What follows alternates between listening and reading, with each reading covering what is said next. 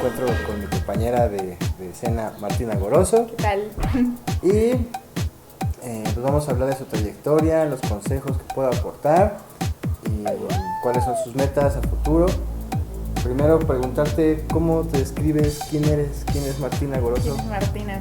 Yo siento que es como un proceso de descubrimiento constante, pero me encuentro mucho en la como posibilidad de ser multifacética, o sea, de descubrirme multifacética y con todas mis curiosidades como en la posibilidad de ser abarcada.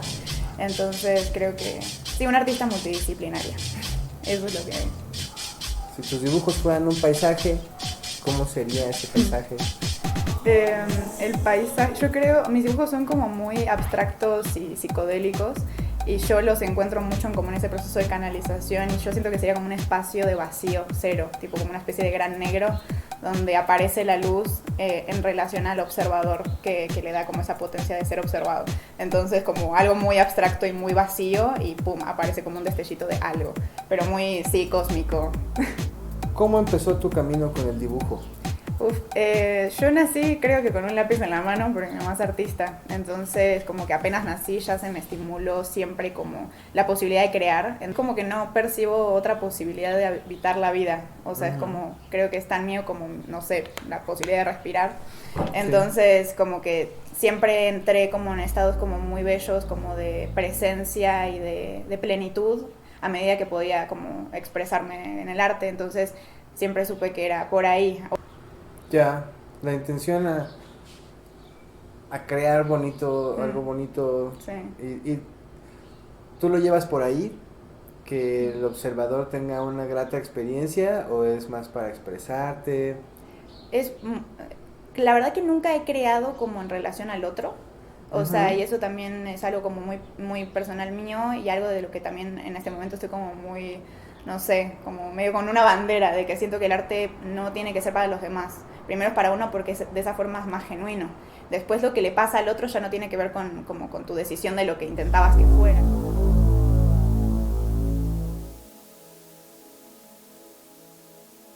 ¿Cómo describirías el lenguaje visual que has desarrollado a lo largo del tiempo? Yo siento que es como un poco el lenguaje de mi subconsciente, o sea, como siento que está muy ligado como a las visiones que uno puede tener justo en estados alterados de conciencia, o sea, como de patrones geométricos y demás, pero siento que tiene algo medio cuántico, como de entrelazamientos así, sí, como de formas medio simples, pero que al mismo tiempo de esa simpleza se como parte de la complejidad, ¿no? Es como también uso como mucho el recurso del ojo y siento que es como el ojo como portal, ¿no? De percepción, que siento que cada uno tiene un portal de percepción como una individual, ventana. Sí, una ventana total, pero que al mismo tiempo eso está conectado a como al todo, ¿no? Que somos una especie de fractal que se está experimentando a sí mismo en su individualidad, pero son portales.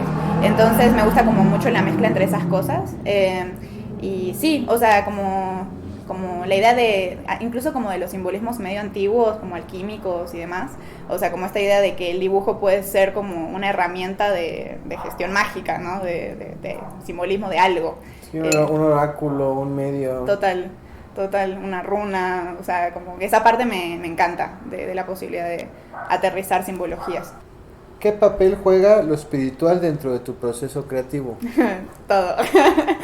Yo creo que, o sea, en realidad es como si mi despertar espiritual o despertar de conciencia o camino así de, no sé, de individuación estuviera completamente ligado a mi cuestión creativa, porque fue lo creativo lo que me abrió esa puerta de percepción. Entonces, desde entonces, o sea, antes ya eran estos mandalas, ya antes eran estos símbolos que no los entendía, pero fue ese clic que me hizo que darme cuenta de que, o sea, mi obra completamente está ligada a eso, ¿no? Como a traer de lo invisible a lo visible, de lo que no se puede tocar a como el plano de lo material.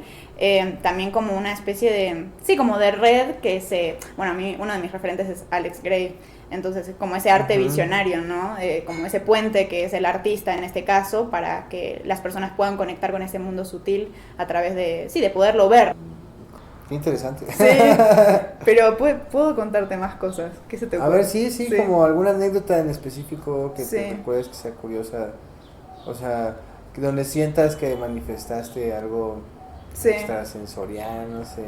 Es que sí siento, en realidad hasta el proceso mismo como de sentir que mi obra está lista, ha sido toda una cosa muy fuerte, como que sí en el discernimiento de que es algo como que puede abrir portales, que puede abrir como estados de conciencia, que puede ser semilla de algo positivo como negativo, sí me ha llevado como a esta búsqueda de como de herramientas para conmigo misma, de sentirme sí segura de lo que estoy mostrando.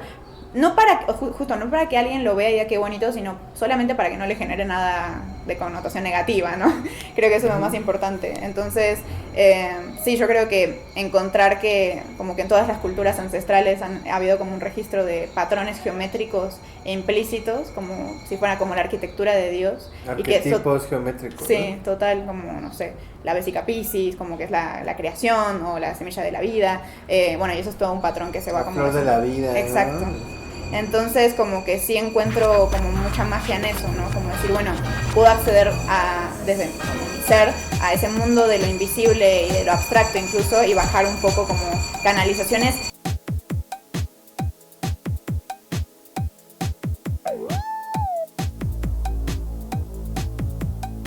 El tatuaje es así, creo que de las cosas más potentes que puedan haber, porque la sangre en la magia actúa como una especie de ofrenda.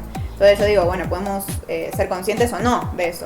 Incluso cuando la gente dice como que no se tatúa como significado, bueno, capaz que no sos consciente de que tiene significado, pero inconscientemente siempre hay algo que elige un simbolismo, ¿no? Yo siento que lo más personal es lo más colectivo. Entonces, o sea, si a mí esto me genera algo, a las demás personas también les va a tocar algún tipo de fibra, ¿no? E incluso hay muchos que son activadores, o sea, como de conciencia. Entonces, siento que el arte en la historia ha dejado pistas y ha dejado huellas, ¿no? Para que las tomemos las personas que tenemos que tomarlas. ¿Qué símbolos te atraen últimamente? Estoy muy clavada con el tarot. O sea, sinceramente, como hace creo que 3 años que empecé a aprender y bueno, ahora leo como bastante fluido. Y hay algo en como ese mundo, porque el símbolo es el lenguaje del inconsciente. Entonces, si uno accede a eso, puede hablar como lo más profundo de su ser, ¿no? Me pasó con el símbolo del sol en la alquimia, que fue, o sea, el mismo símbolo me fue llevando como si fuera una especie de viaje, como de misterio, hacia encontrar algo, por ejemplo, ¿no? Entonces... Claro, un mensaje oculto ancestral. Total. Y lo veo en el libro de El acto de crear una manera de ser, de Rick Rubin, que está el símbolo ahí, digo, este chabón es un brujo, este libro debe tener algo que ver con eso, lo leo y me aparecen mensajes que me llevan a otras cosas. Entonces, como que mi contacto con lo simbólico es mucho eso, dejar también que la vida me lleve a través de los símbolos, que también son, bueno, como números repetidos y demás, y sí meterme, o sea, sí seguirlo, digamos. Que hay algo que me ha llevado, a ver, de dibujar desde tan chiquita, o del tatuaje, o de un montón de cosas que, bueno, la técnica del tatuaje sí ha sido también muy autodidacta, pero yo siento que es como dominar la técnica para que salga lo que tiene que salir, como que en sí mismo la técnica no es la búsqueda. ¿Qué consejos darías a quienes quieran desarrollar su camino fuera de los círculos tradicionales? Todos hemos pintado, todos hemos dibujado en la infancia, era algo como que medio teníamos como implícito, ¿no? Y en ese momento yo creo que no había ningún juez diciéndote como acá sí, acá no, de este color sí, con este pincel o lo que sea. Era como la expresión creativa en sí misma de la forma más pura y auténtica, que siento que eso debería ser siempre. Entonces, como que siento que mi consejo, que en realidad también es lo que he vivido, porque realmente no tengo como contacto con esta formación más que mis propias búsquedas o sí indagar sobre ciertos artistas y demás, siento que es que medio te importe nada lo que digan los demás.